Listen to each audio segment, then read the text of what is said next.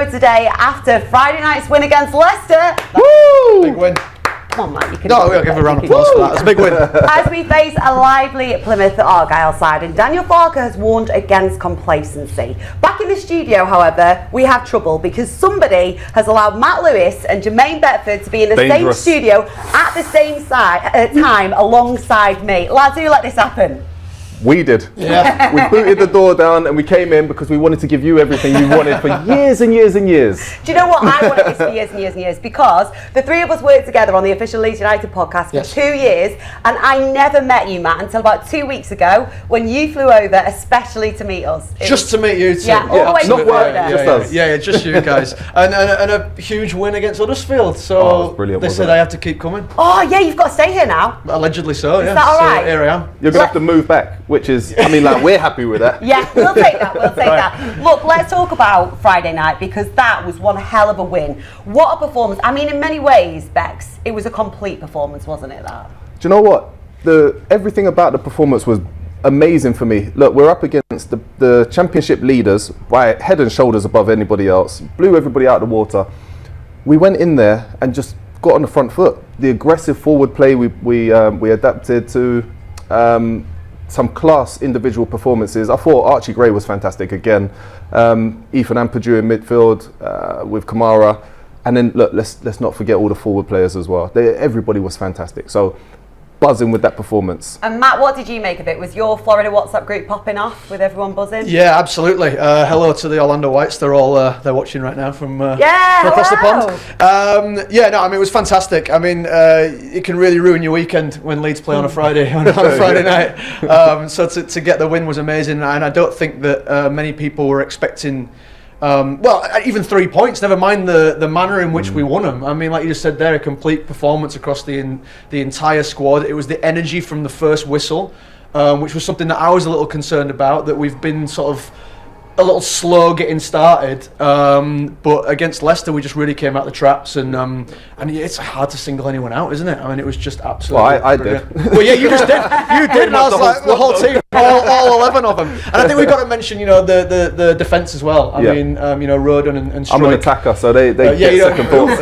What? And then that save from Melier. I mean, word, if you're only going to do one thing in a game, make it that. Bloody hell. Yeah, it was incredible. And ahead of that Leicester City game, you did the official Leeds United podcast live, didn't you, at JD on Brigham? We did, yeah. City Centre. You were joined by Dan James, Joe Rodon and Ethan Ampadu, and it is brilliant. If you haven't seen it and watched it already, you definitely need to. Here's a little teaser of it, but I've got to say, Matt, Joe Rodon was done dirty on so many occasions. They really mugged him off, yeah. And Dan James a little bit. Was it Joe that said, Dan James, you can tell he's a dad from his dress sense? Yes. Wow. I get it, but you wouldn't say it. And the worst trainer as well, allegedly. Which is hard to believe with Dan, because he seems like a little Duracell bunny, so I'm surprised that he's the worst trainer. Speaking of trainers, a different kind of trainer, Michael Bridges got given a free pair, didn't he? It's about time. Can you just... Something decent on his feet. Bex, you'd think, but he's not going to keep them, is he? Because, Matt Lewis, tell us what he's going to do with those trainers. Because he's a cheap Geordie. He's decided that he actually got them in a size too big because he's going to give them to his son for Christmas. Wow. Is that not the most Michael Bridges thing you've ever heard? That sums him up. I respect him for it. That he's cheap or his son's got bigger feet than him. A little bit both.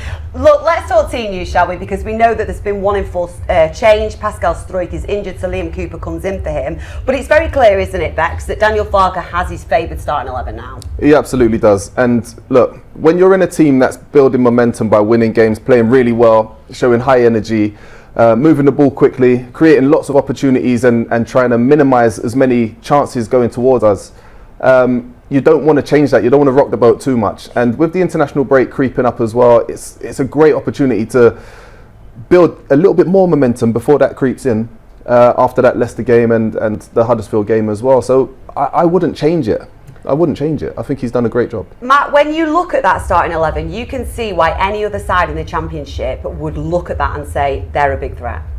Absolutely. I mean, everyone's getting very, very comfortable with the system now. Everyone that we've had on the pod, we've had Kamara this week, and we've got Joel Peru coming on next week. And speaking to them, not only are they getting comfortable, but they say this isn't even it yet. Like they've got so much more still in the tank. Wow. Like there's certain patterns of play that they're still getting comfortable with. So they're still only at 80%, and so yeah, absolutely. If that starting 11 can stay together, and also we do have strength off the bench as well. We really do. Yeah. But they're just going to get more and more comfortable with each other and just go from strength to strength. And I think you're absolutely right. Everyone should be afraid of playing this team. Absolutely. Well, let's get the thoughts of the boss, Daniel Farke, shall we? He spoke to the media ahead of today's game. I like them a lot, and I have to say I'm respectful, because this team, especially in last season, was used to win football games, and you could see that they still play with this confidence and also this freedom during this season. So they had some brilliant results, especially at home, but also really impressive and really good away performances. They have quality players who have scored goals, players who have delivered. So interesting offensive players always play brave and with courage and a bit cheeky in a positive way, and I really like this. And we have to be spot on in order to be highly motivated to be successful in this game. That's I'm full of respect for this task, and we have to be on it. I like to be especially inside the dressing room and inside our meetings, to be brutally honest, and also to speak about weaknesses and the areas where we want to improve. And my feeling is also that the players like and want this honesty and also the truth, and not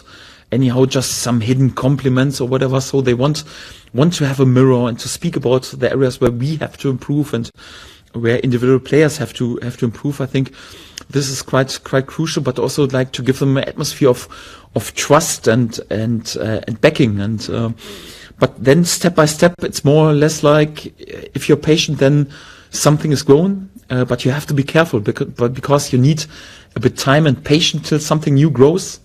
But you can ruin this spirit and togetherness pretty quick, and for that you always have to stay awake and aware, and especially once you lead a group of players each and every day, to be on it and stay focused on making sure that everyone is really on the same page. But at the moment, I have to say, it's an easy task for myself, because the players and also the staff, I have to praise them as well, are really brilliant, and they all buy into it and create an atmosphere where it's really a joy to be at the training ground each and every day and to work with them.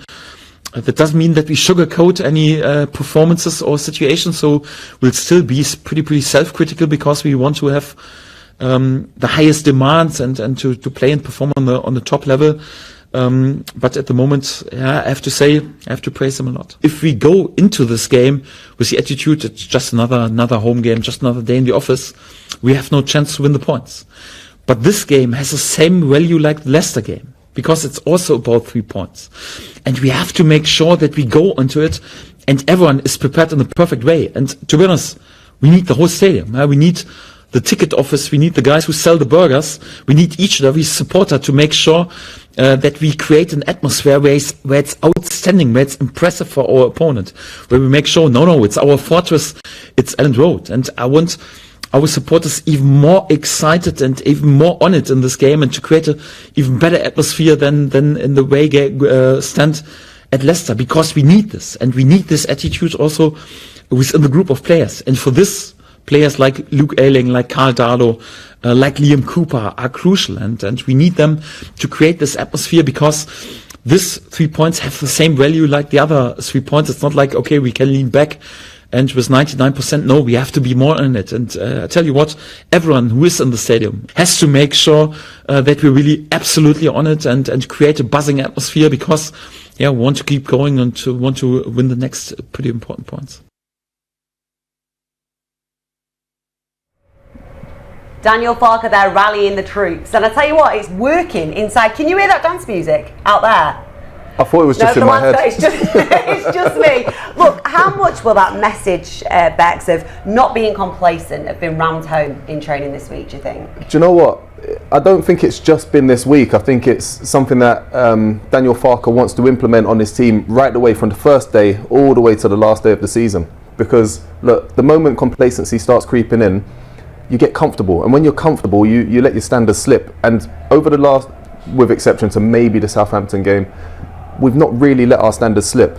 Every single one of the players know, look, if we're off the boil, we've got a strong bench, as we mentioned before, to come in and replace those players that are not necessarily firing on all cylinders. So, look, He's been in a team, a Norwich side, that have been promoted as champions twice in the space of 3 seasons out of the Championship. He knows what it takes to get out of this league. He's not going to let any complacency creep in by any at all.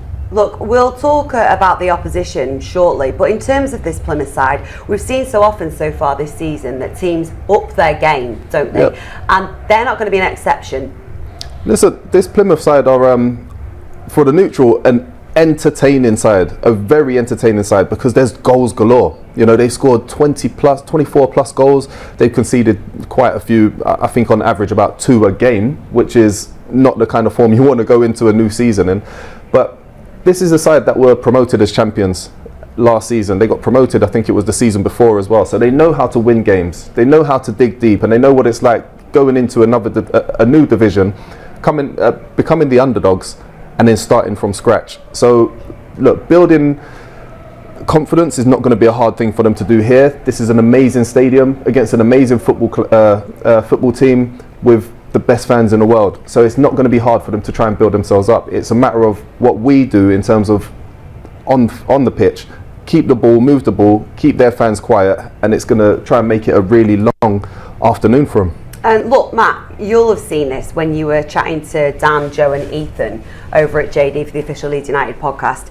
There's a real feel-good factor amongst this squad, isn't there? And we've spoken about it, even in the past on the podcast, about how big it is to have that camaraderie and that confidence. Yeah, absolutely. And it's something that obviously last season we were lacking. And it just feels very, very different around Ellen Road at the minute. It feels like everyone is just enjoying themselves. That's translated onto the pitch. They're enjoying their football. They're enjoying being around each other. It feels like there's a real harmony amongst the squad. I think we've amassed a bunch of leaders that want to fight for each other out there. And when you talk about complacency, I think that this is a team that won't let each other do that. I think if they see anyone else, maybe, I don't want to say not pulling their weight, but maybe they're not up to full 5th gear yet, I think that they're going to let each other know. And I think that they're going to want to spur each other on to just keep winning. They want to keep that winning feeling going. Obviously, with Plymouth, it's a cup final. I mean, every game's a cup final for us. We know that. Everyone wants to beat Leeds United. They sold their allocation today, and they've come a bloody long way. Yeah. So they'll be well up for it, and it's up to us to just, like Beck said, keep them quiet. Sorry, darling. I think I heard the round trip from Plymouth to here is like 640 miles. And they still managed to get here before incredible. You met. Oh, look, they didn't know that, did they? I'm only pulling your leg. He was here at midday, I promise you. But one man who is having an incredible season so far is Crescencio at Somerville. 6 goals and 4 assists, and last week he was named Championship Player of the Month. But his greatest honour of all, sitting down with LUTV. I think it was very important for the team, for our boost, for our good run we have. Especially against the first place, Leicester City. I knew before we went there it's gonna be a good clash between like 2 Premier League clubs, and I think we didn't go there like obviously we respect them, but we didn't go there like it's gonna be against the first place. But it's always 50-50 if you go into a game. It's or they win or you lose, and I think it was a good game, and I think the strongest survive, and we are now a step closer to return to the Premier League. It's not decided yet, they are still first in the league, but what I said, we are a step closer now. We got only one vision, and that's returning to the Premier League, I just want to talk about that connection then. You just mentioned it there, and we can see it growing every game, and the fans connecting with the players and vice versa. And how vital is that, having that connection throughout the players, the supporters, the staff, everybody in it together? I think it's really important because what you mentioned there, even with the fans, like we are very connected. We feel like one unit, and I think they help us a lot also in difficult away games. That we are in this together.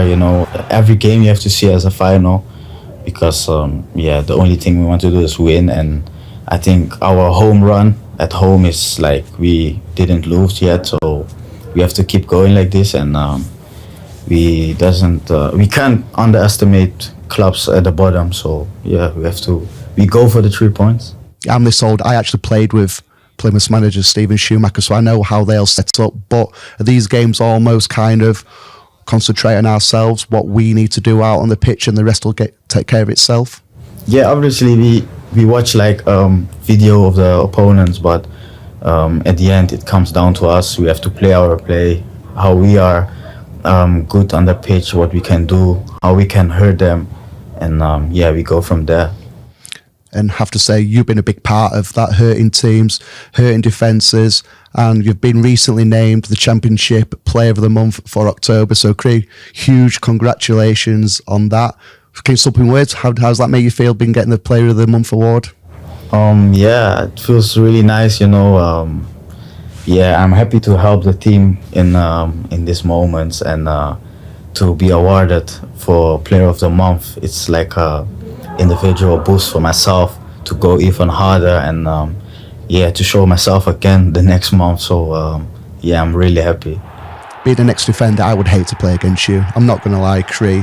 But how much are you enjoying your football? You play with a smile on your face every time you receive the ball. You're so positive, goals and assists, but also your work rate as well. How much are you enjoying doing everything at the moment? I think if you are in a place like this with the players, the coaching staff, like the fans around you, I think nothing can make you happier than just enjoy and play football, especially at Ellen Road.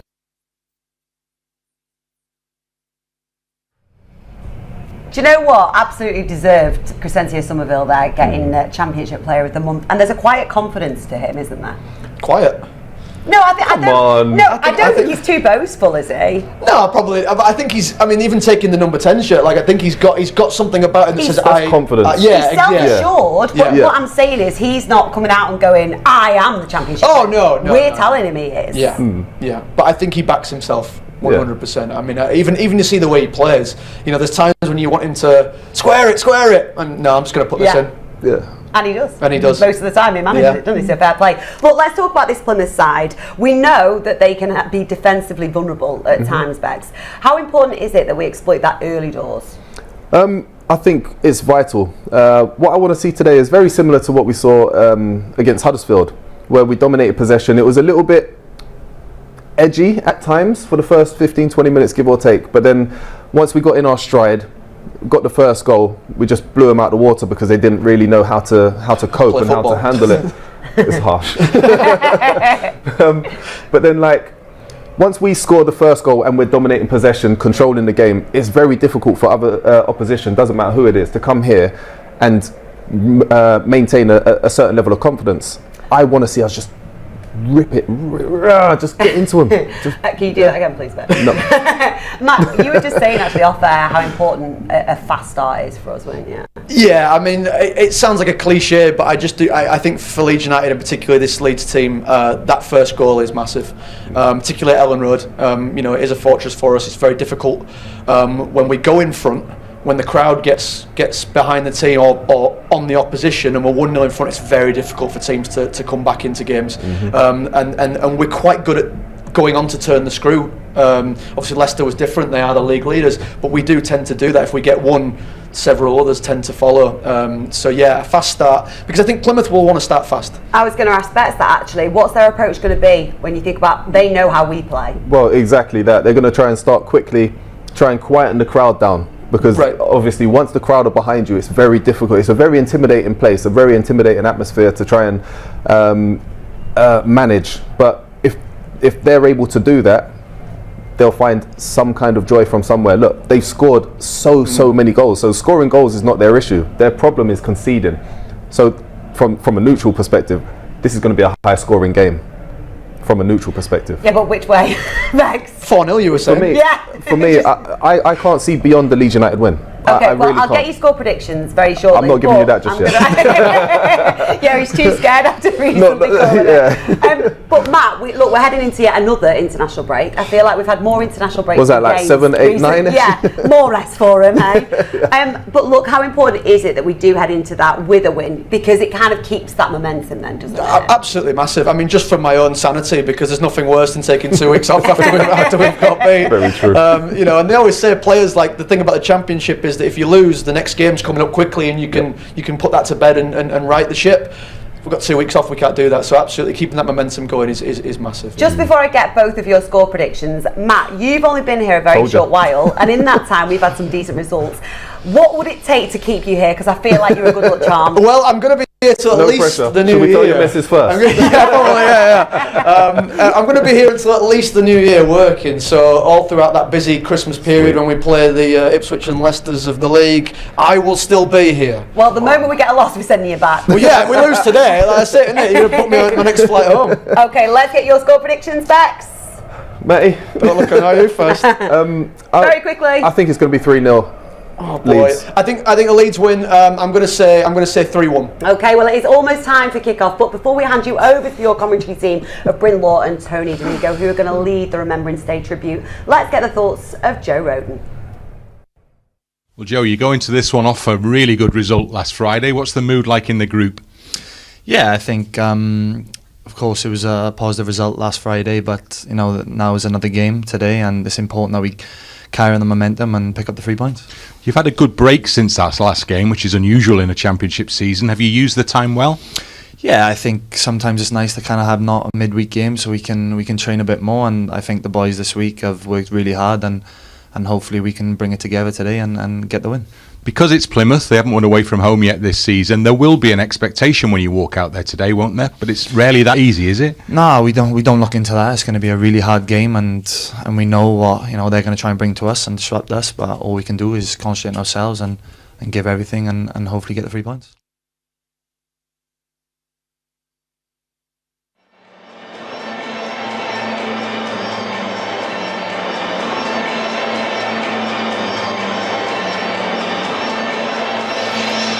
Welcome along. Good morning, good afternoon, good evening, wherever it is in the world that you're following us from today. You're very, very welcome indeed as we look forward to another Elland Road occasion here as Leeds United take on Plymouth Argyle, hoping to go into the final international break of this section of the season off the back of a victory, of course. And when you look at the table and you look at the statistics around this fixture, you would suggest that Leeds United will feel there's an excellent opportunity to claim a win from this game this afternoon. Leeds are unbeaten at home and Plymouth Argyle have yet to win a game on the road. But things are never quite that straightforward, are they? It wouldn't be Leeds United if it was that simple. Still, Leeds come into this one off the back of that excellent result and performance against Leicester City last Friday night. They've had a good break since then as well, plenty of time on the training ground to work on stuff. And by and large, we'll start this game with the same team that they started that game. The one change, of course, being Pascal Struijk, who misses out because he's taken the opportunity to have work done to cure a hernia problem. Been there, had that in the past, and it was 10 days for me before I wasn't exactly back to playing fitness, but I was certainly back to being able to move around. So hopefully in a couple of weeks' time, Pascal will be fit and available once Leeds United get back to championship action. But before all of that, we have this, and we await the arrival of the two teams on the playing surface. Plymouth Argyle have returned to the championship this season for the first time in 13 years, and it's the first time that these two teams have met in any competition at any level since 2007. That was a game here at Elland Road that Leeds United won, a season indeed in which Leeds United did the double over Plymouth Argyle. Plymouth have only ever won once at Elland Road. We shall see. So we await the arrival of the two teams down below. Sitting alongside me, as ever, is Tony Dorigo. And Tony, there is expectation, isn't there? There is expectation, and so there should be, but I think the players have to deal with that as well. And what is really important is, after the highs, of course, of beating Leicester, the biggest championship game so far this season, is that we maintain that same intensity, that same approach to Plymouth at home, because it's worth the same thing. 3 very, very valuable points, and it is all about how we start. Standards were set there, weren't they? Which they cannot dip below now. You're right, and that's what the manager will be saying, so we need to make sure we maintain that. I liked everything about that game, in that the attacking sense, the midfield control, the defending, seeing the game through, and then when someone's needed, goalkeeper, to make that save, he was there in the last minute to produce a save that kept us all 3 points. So you put all that together, that is a performance that will take you a long, long way in the Championship. Plenty's happened in the interim since. Birmingham City at one point were 2 goals up against Ipswich Town, the team immediately above Leeds United in the Championship table, but doughty Ipswich battled back for a 2-2 draw in that one, and then Ipswich went in front in added time in their midweek fixture, rearranged fixture against Rotherham, only to see Rotherham pop up with a 94th minute equaliser. So the Championship throwing up its usual twists and turns of all kinds and descriptions. Marching on together signals the arrival of the 2 teams. It's November the 11th, so it's the remembrance game for Leeds United here, and Liam Cooper leads the team out, wreath in hand. Plymouth Argyle skipper does the same from his team's perspective, Jordan Houghton, and the game will be preceded by the 2 teams and the fans inside the stadium. Another packed house it looks like here at Ellen Road, marking the occasion, suitably marking the occasion.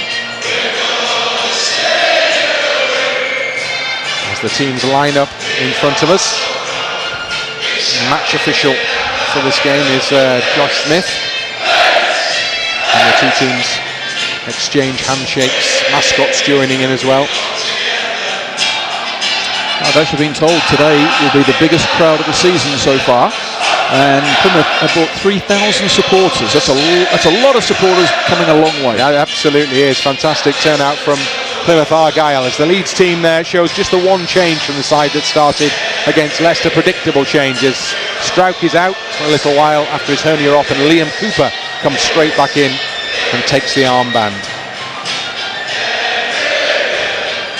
Plymouth have made a couple of changes to their starting 11, enforced through suspension, and then one tactical change as well. But by and large, manager Schumacher probably pretty happy with the way they went in the last game. They claimed a 3-3 draw at home against Middlesbrough. Again, there was a relatively late equaliser for the home team in that one. At home is where Plymouth have picked up the majority of their points. As described, they've yet to win away from home in the Championship,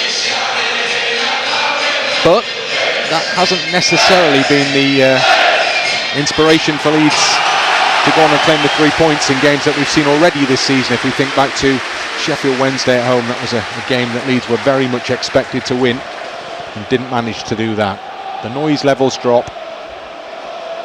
and soon we will have the commencement of the memorial service here, the remembrance service here, as the mascots sprint off from the playing surface, almost all in the Leeds white, just one in the Plymouth green in their midst. So he's heavily outnumbered, as the travelling fans, as good as their numbers are heavily outnumbered here. Remembrance Day, a day for us all to remember and honour those who paid the price for our freedom. We are pleased to have with us today representatives from the Parachute Regiment, the Yorkshire Regiment, the Royal Navy, RAF and Royal British Legion honour us. As a bank for our respects and our people, to honour the senior standard policy of our country, with our honour to others. As the last word is quiet.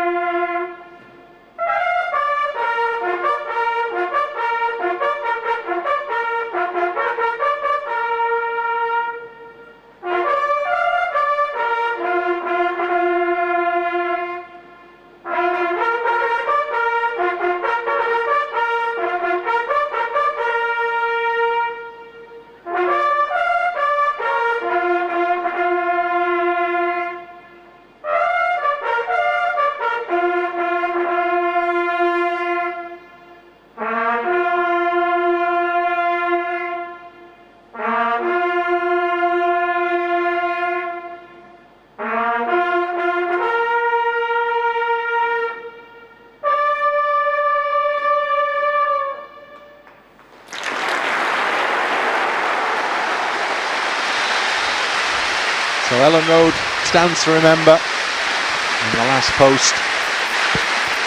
Here's the prelude to the match action here as the two teams now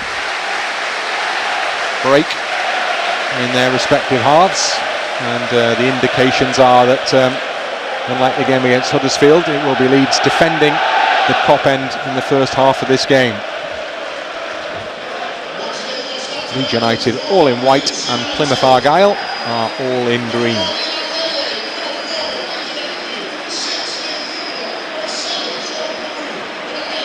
Crescencio Somerville, who's been in fine form recently, both providing assists and scoring goals. Wears the gloves as ever. A weather update for those of you who are interested in such things. Well, it's chilly, and I wouldn't go any further than that. It's actually a really pleasant, is it early winter or late autumn? I'm not sure where we are. Probably early winter's day here. And the fans on the far side in the east stand, some of them are shielding their eyes, we can see now, because a low sun dropping over the back of the west stand, over our shoulders if you like, is probably shining straight into their eyes. And as that dips down, the evening will get considerably cooler, I suspect. Tony, as ever, well wrapped up. Absolutely, but it is, I will agree with you, ideal conditions to play football, isn't it? It's not too cold, pitch looks superb, boys are ready. And we are underway.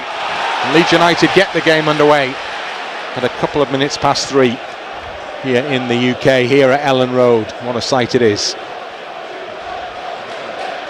Joe Rodon with the ball immediately back to Ilan Meslier. Liam Cooper to his left. And Rodon to his right. Ampadu through the middle gets the ball. Ampadu and Rodon will be off on international duty with Wales. Two crucial games coming up for Wales in qualifiers in the next fortnight. Armenia away and then Turkey at home. But before all of that, this. And Rodon on the ball for Leeds now. Just looking very quickly at the Plymouth formation as well. It's 5 at the back.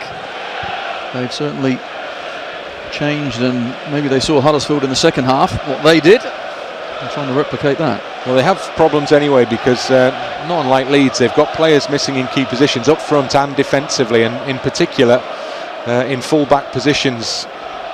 So the player Miller, who was starting full-back in the last game, is out suspended in the game against Middlesbrough. He picked up his 5th yellow in that game. So there was a suspicion that they were going to switch. They played 4 at the back in that one. There was a suspicion that they might switch to 5 here, because they had a spare central defender, if you like. And he's one of the 2 changes to their starting 11. Plegazuelo. Pleggy to his friends. Somerville, lovely work down the left-hand